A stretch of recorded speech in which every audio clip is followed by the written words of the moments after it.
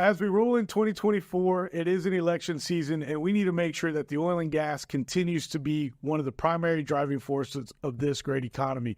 I've got a great Congresswoman on this episode. We talk to her next on this episode of The Crude Truth. In 1901, at Spindletop Hill near Beaumont, the future of Texas changed dramatically as, like a fountain of fortune, thousands of barrels of oil burst from the earth towards the sky. Soon, Detroit would be cranking out Model Ts by the millions, and America was on the move, thanks to the black gold being produced in Texas. Now, more than a century later, the vehicles are different, but nothing else has truly changed. Sure, there may be many other alternative energy sources like wind and solar and electric. But let's be honest, America depends on oil and entrepreneurs, and if the USA is truly going to be independent, it has to know the crude truth. This episode is brought to you by LFS Chemistry. We are committed to being good stewards of the environment. We are providing the tools so you can be too. NAPE Expo, where deals happen. Air Compressor Solutions. When everything is on the line, Air Compressor Solutions is the dependable choice to keep commercial business powered up. Sandstone Group. Exec Crew. Elevate your network, elevate your knowledge. Texas Star Alliance. Pecos Country Operating. Fueling our future. Well, hello again, and thank you for another episode and tuning in for this episode of The Crude Truth. As I mentioned in my teaser, it is an election season, but also the economy does not stop, and neither does the oil and gas industry. Shout out to everybody out there that works, and they know what we're talking about, 24/7 out there. But today, I'm just so excited. I've got a guest that is blazing a trail from the great state of Texas and letting everybody know who she is as she continues to fight for our economy and what is right. I have the wonderful Congresswoman Beth Van Duyne on today. Beth, how are you? Oh, good. And thank you for saying my name right. Oh, I was about to ask you about that. And, it is Duyne. It is. Because, sometimes on the national stage, and as seen also on Fox News and CNN here real recently as we record this episode, you gave them hell on CNN the other day. What made you want to do that? Well, I think we complain that all of the media don't tell our story, but then we don't want to get on media that if aren't friendly to us. Right. So I'm fine to get on any media, but look, if you're going to have me on, you're interviewing me, expect me to have an opinion and expecting me to be able to share that opinion. Right. We had an interviewer who just basically wanted to lecture. And if that's going to happen, just put my picture up, right? Like, I don't have me have to wait. And I think the worst insult was the interview got struck in the middle because Biden came out to give his speech. Okay. And I had to listen to that whole speech and wait there. So that was like an extra 15 minutes of my time that I'm spending waiting. And then when they came back to me, she just wanted to talk about some ridiculous statements. And it's really difficult to prepare for an interview when the person who is interviewing you has no sense of reality. And the facts that she was laying down were not facts. It was actually counter to facts. We're talking about the border. Yeah. And she was trying to claim, I'm looking at the 110,000 fentanyl deaths that we have had. Mm-hmm. By the way, an average of 5 Texans a day that are dying as a result of fentanyl poisoning. It's as a direct result of the Biden border policies. And her argument wasn't that we haven't lost 110,000 lives, that it wasn't due to fentanyl that's coming in. Her argument was, well, it's Americans that are bringing it in, yeah. And they're only bringing it in through the ports of entry. First of all, that's not true. That's where they're stopping it. Yeah. But second of all, when you think about all of the opportunities that we haven't had to stop people who are bringing it in, you bring that up. But that wasn't important to her. And then we started talking about crime and gang cartel activities in our communities. And again, she didn't want to talk about the harsh realities of our New York police being beat in the middle of the street. Yeah. She just wanted to deny it and say, well, American citizens commit more crime than illegals. So, is that really your argument? So instead of changing subjects, I called it out, and she didn't appreciate it and kept talking over me. So, but at least you stated the facts, and good, bad, or different. I think facts are friendly. Because you can't argue against facts. Well, they do. They just deny them. Yeah. Well, they're fact deniers or whatever you want to call them, I guess. And I'm glad you brought up the border and the fentanyl, because I had on another guest a few weeks ago, and they talked about how there's no crisis at the border, that it's all been made up But last time I checked, I've seen your picture and your videos of you talking down on the border on multiple occasions. Is the border crisis truly a real thing? When you've had almost, this number is according to Chad Wolf, who spoke to our Republican Senate Committee a couple of weeks ago. He said you now had 11 million people who have entered our country illegally in the last 3 years. 11 million. We've had thousands of pounds of fentanyl that have come into our borders. You've got sex trafficking and human trafficking that are at untold levels right now that we've never seen in our country before. Yeah. So you tell me, is that and those are facts. That's not opinion. Those are facts. So do we have a problem at the border? I think it's being reflected now in Biden's polling numbers. So while they have been denying it for the last 3 years, finally, now that you're going to have an election in November, they are identifying that it is the number one issue across the country.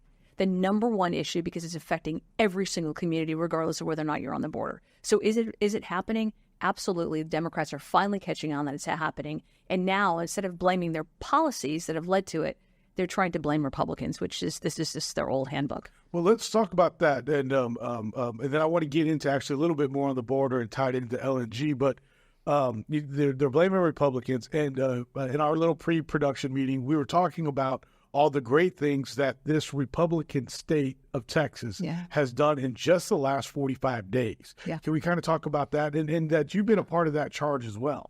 Well, look, I have been trying to support the state's efforts. The state should not have to do the job of the federal government. Right. When you have a state that's being invaded as Texas is being invaded, 60% of the gotaways have been in Texas. 40% of the people who have entered our country illegally in the last 3 years have been through Texas. We are being affected more than any other state. So when you have a governor who actually is taking his sovereignty and the security and the safety of his citizens seriously, you've got the Biden administration that's fighting him on it. But as a result of their Operation Lone Star, which they had to pump in $5 billion of resources from the state last year alone, it's increased to another $6.4 billion this year. What they have seen in the last 45 days, though, is when you enforce our laws, they work. 76% decrease in the number of people entering Texas illegally in just the last 45 days. If the Biden administration were serious about it, they would enforce it across the border. They're not. Can you share that stat one more time? 76% drop in illegal crossings into Texas since Operation Lone Star in the last between December and January. Wow. That is remarkable. And that is what could be achieved if the federal government did its job, as opposed to opening up our borders. That's almost back with that. Would you say? And again, I'm not a numbers guy, and kind of throw a question out at you. Was that almost like pre-Biden? Yeah, pre-Biden. But under the Trump administration, we were seeing less than 1,000 people enter. That was considered a crisis. That 1,000 number a day. Under the current administration, we're seeing tens of thousands, depending on the day. Yeah. It has gone up that much. You're looking at more people that have come over in the last few months than came in under 4 years of the Trump administration illegally. Yes, it makes a difference, and yes, you are seeing pre-Biden numbers because the law is being enforced. Right here in the great state of Texas. Right in the great state of Texas. Abbott is embarrassing Biden right now in a big time way. I tell you what, I think he would probably make a pretty decent little vice president. But that's I've never met the man, so I, on the outside looking in, based off what I've read and know, I think he'd do a pretty good job as vice president here. I appreciate the job right now that he's doing in Texas. Yes, no, he's. I tell you what. Who doesn't appreciate it? California. No. New York. No. Chicago. They don't. Because they're all moving. Everybody who's making money and who wants to be successful and sick of those kind of policies are moving down to Texas and moving to places like Florida. Yes, ma'am. And I want to go back to let's talk about tying oil and gas here. Governor Abbott started this policy about 45 days ago. Almost coincidentally at the same time, President Biden did the ban on issuing new permits on LNG facilities, not only here in Texas, but basically across the United States. As an individual, sometimes I get interviewed on different radio stations, and somebody tied in the border to that LNG ban, and they basically asked me, hey, is that Biden coming after the great state of Texas? And so I want to ask you that same question, with these great policies that Texas is doing and all the great things, do you think this administration is attacking the great state of Texas with this LNG ban? I think from day one, what the Biden administration has done to the energy industry has been ridiculous. And obviously, we're in Texas. Yeah. It is a huge part of our economy. Yeah. So from day one, he has been attacking Texas. Again, I think Abbott has completely embarrassed the administration. And is it retribution? Potentially. But I really believe that the Green New Deal that they have pushed through on all sorts of bills that are hurting us are definitely hurting Texas. I mean, Texas has, 500,000 direct jobs in the energy sector. Yes. And for every one job, they've got another two that tie into the energy sector. So that represents $1.5 million, 1.5 million employees in Texas. Those people are being directly challenged by this energy policies that are coming out of the Biden administration. And by the way, those energy jobs represent about $124,000 average, $124,000 a year salary average. These are good paying jobs. And it's being attacked. And as soon as you start attacking the energy industry, it affects prices across the board. Yes. That's why we've seen inflation from day one. Yeah. You bring up inflation. This is something else that we had briefly discussed is when the Biden administration took over in January of 2021, it was kill the oil and gas industry. Yep. We're going to do this. We're going to end it. We're going to do this. And first and foremost, people voted for him. And somehow Pennsylvania, who has oil and gas, voted for him. But that's on a whole other subject. But all of a sudden, inflation shot up to record highs. And we're still at higher inflation than 17.8% since he took office. But as soon as inflation went up, his mouth shut on killing the oil and gas industry.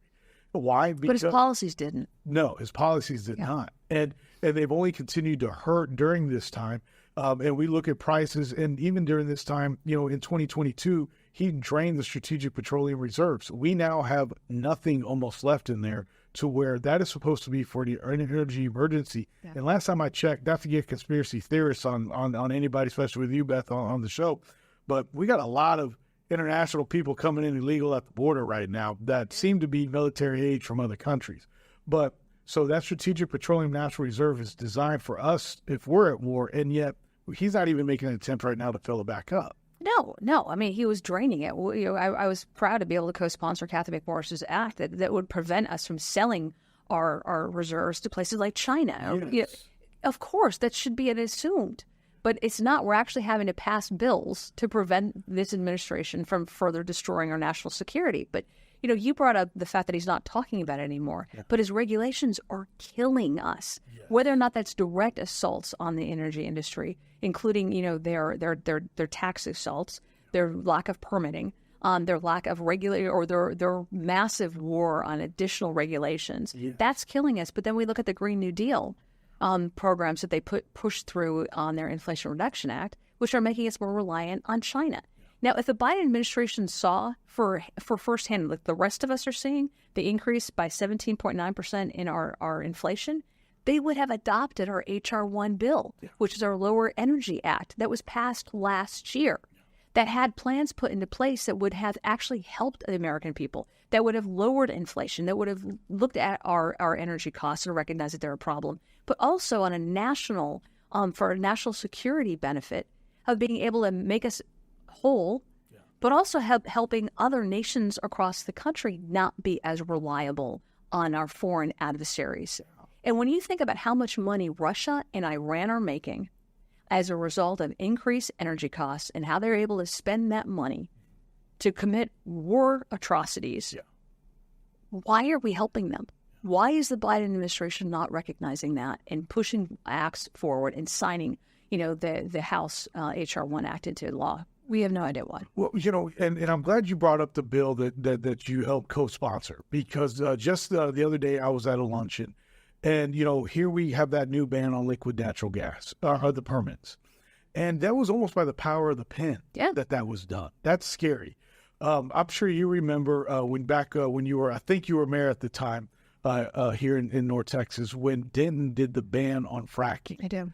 And that was a big deal. I think I just graduated from North Texas at that time. I'm trying to no, it's a long. I don't know, but I remember it. And all of a sudden, that was a big deal. And so other cities were kind of following suit. Yeah. Next thing you know, Texas does a law banning the ban on doing fracking in places like that, which again helped out North Texas tremendously with the Barnett Shale, because that boom. Yeah. That's what really Irving got got a lot of money on that. Yeah. And I remember, look, you may not remember this, but we had a number of seismic issues, activity that happened in the city. Everybody was blaming fracking. And I got pushed by people outside the state. We had a lot of lobbying efforts for Irving to follow in Denton's footsteps and to actually have a ban on fracking. And I said that may be the politically expedient thing to do, but it wouldn't cause any kind of effect because we don't have any fracking in Dallas County. There was no fracking going on in Irving. So why would we pass these ridiculous laws just because they sound politically correct? It was a stupid thing to even offer. Yeah. But again, it just goes to show that it's not about solving the problem. It's about control. It's about messaging. And it was not helpful. Well, first of all, I'm glad you brought it because actually another guest I had on the other day was just saying how the fracking was causing. So I'm so glad that you, without me even talking about it, they don't. But okay, so they did that. The liquid natural gas gets in place in the permitting ban. How can we stop that? Like, is there a way that you guys can We have bills now that are waiting to get out of committee right now that I have co-sponsored that would prevent that. Okay. We absolutely do. And this is one of the benefits of actually having a stopgap with having the majority Republican in the House is you have a stopgap between what they're able to do with the Senate. Now we can pass it out of the House. Is the Senate going to pick it up? Is the question. So I can only do what I can do in the House, which is, pushing these bills forward, helping to mark them up and getting them off the floor and over to the Senate. But that's what we can do as members of Congress in the House. The Senate is going to have to do its job and provide relief to American families. Well, how can people help you, to get the word out there? How can people help you out with that? Just us regular citizens, Beth. Look, first of all, stay informed. Don't stay quiet. When you see these things happen in your communities, talk about them. Support candidates that are actually going to make a difference and are willing to fight the fight. Get out and vote. Elections have consequences, and we saw what happened in 2020 when you lost the presidency, you lost the Senate. We saw what happened, and these ridiculous acts that they've put forward, whether or not it's the Build Back Better, which did anything but, the Inflation Reduction Act, which increased inflation and made us much more dependent on hostile foreign nations like China, and pushing the Green New Deal programs. Those policies got into place because people didn't come out and recognize what was happening in their own backyard. Well, the other thing that you guys are doing is, first of all, I want to say thank you for even taking the time to come be on the Crude Truth, because you are right now, you're in town and you are out, lack of a better word, shaking hands and kissing babies. You are out within your district all the time. If people don't follow you on Twitter, they really should, because you are everywhere. You are meeting with your, I guess the proper word is constituents. And, you're listening to people and you hear what they're saying. So you're getting ready to go back into the swamp. Are you getting your muck boots back on here real soon? What are you looking forward to as you go back to D.C.? If there is something you're looking forward to. Well, I mean, my job is to listen to the 700,000 people that I represent in District 24. So we have roundtables. We had a healthcare roundtable earlier this week. We had an education roundtable where you're listening to the problems. I mean, this is one of the deals that having that information. When you talk to small businesses and they start telling you about some of the tax relief that they need, why I was such an advocate for our tax bill that came out of our Ways and Means Committee and was on the floor 2 weeks ago that got passed, because we recognize from the district, these are things that are important. So going up next week, we're going up on Wednesday because we are facing government shutdown March 1st. Yeah. I'm excited about getting up there and representing the views that I have heard, which is we've got crushing inflation as a direct result of the assault on our energy industry and as a direct result of inflation coming from excessive spending. $34 trillion. That's a lot. We're going to be spending in 4 years almost half of every dollar, 50 cents of every dollar that the government takes in is going to be spent on servicing our budget. Servicing our debt. Servicing our debt. Tell me how that's 50 cents of every dollar will go. How is that sustainable?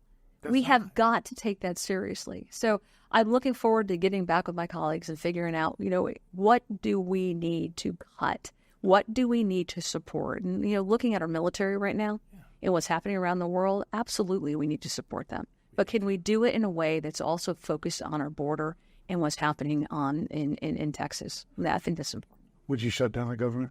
If we cannot get a border deal, that is a hill I'm willing to die on, absolutely. I refuse to continue to fund these agencies that are harming our nation. And when you look at Homeland Security not doing its job, opening up our borders, allowing deadly drugs to come in that are targeting our youth, we should not be giving them a dime until they start to do their job.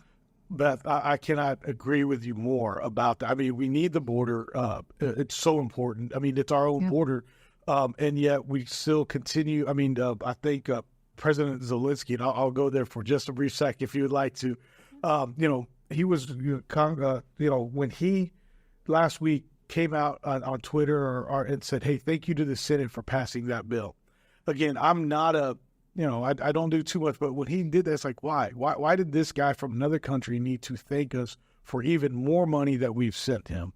I think we've sent him over $200 billion total. I don't know the right number, but all in. Yeah, yes, all in. But over a number of years. Yeah, all in. But look, you've got Ukrainians who are killing Russians. Yes. Killing Russian military members who are out to do harm to the U.S. Yes. I mean, this is the enemy of your enemy is your friend to a certain extent. Yeah. But it doesn't mean that we're going to prioritize the borders of what's happening in Ukraine over the borders of what's happening in our own country. Thank you. Yeah. And I think we are seeing an assault right here at home. Yeah. And while I am happy for Ukraine to fight that fight in Russia and keep Russia at bay, we are also encouraging that fight by not looking at our energy sector and how that has enriched Russia and how Russia is working with other countries like China and Iran against the best interests of America.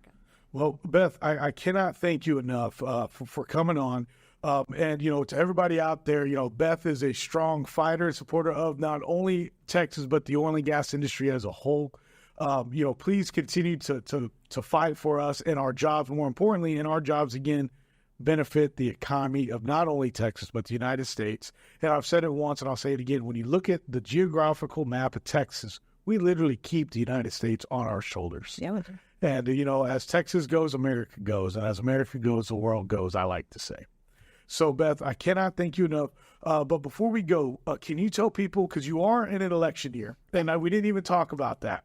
But if you want to tell everybody, one, why they should revote for you, and two, where they can find you and all that before we get out of here, that would be awesome. Well, I appreciate it. Look, I am a fighter. I am the best interest of our state, of our country at heart. I have been focused on building our economy, on securing our borders, and looking at our national security and fighting for working families. If anybody wants to find out more information, I encourage them to go to www.beth4texas.com for more information. And if you're in the district and you want to find out what is she doing up there, we got a weekly newsletter that goes out that identifies what we're doing in hearings, bills that we're sponsoring, bills that we're introducing, voting, interviews, op-ed pieces that we're writing. Love to have people sign up for that as well. Well, again, Beth, I cannot thank you enough for coming on this episode of The Crude Truth, and I hope to have you on again. Thank you. I would love to. Okay. Yeah.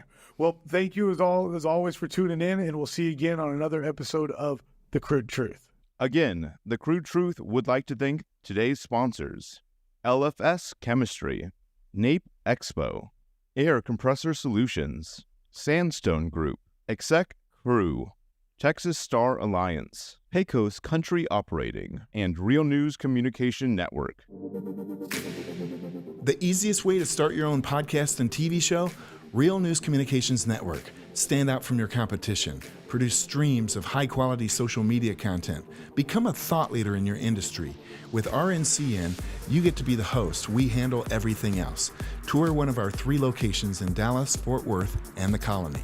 Call 972-402-6333 or visit launchashow.com to find out more.